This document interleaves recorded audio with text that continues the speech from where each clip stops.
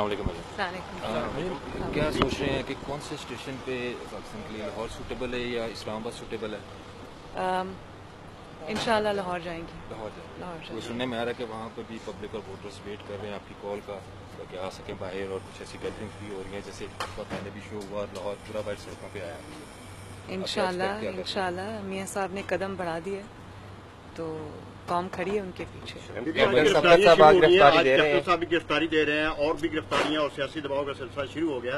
किस तरह देखते हैं आप ये पूरा इलेक्शन के माहौल में इस तरह की गिरफ्तारियां और इस तरह का सियासी दबाव? देखें, मियाँ साहब ने जो कुर्बानियाँ दी भी हैं और दे रहे हैं, ये पाकिस्तान में शायद पहले कभी नहीं हुआ। जिनको सज़ा होती है वो भाग के बाहर आ जाते हैं और छुप के बाहर आ जाते हैं, कमर दर्द के बहाने करके बाहर आ जाते हैं।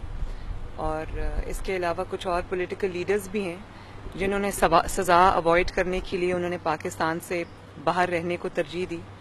लेकिन मियाँ साहब शायद पहले ऐसे लीडर हैं जो सज़ा भुगतने के लिए पाकिस्तान वापस जा रहे हैं। मैडम, क्या ये ऑप्शन है कि जिस तरह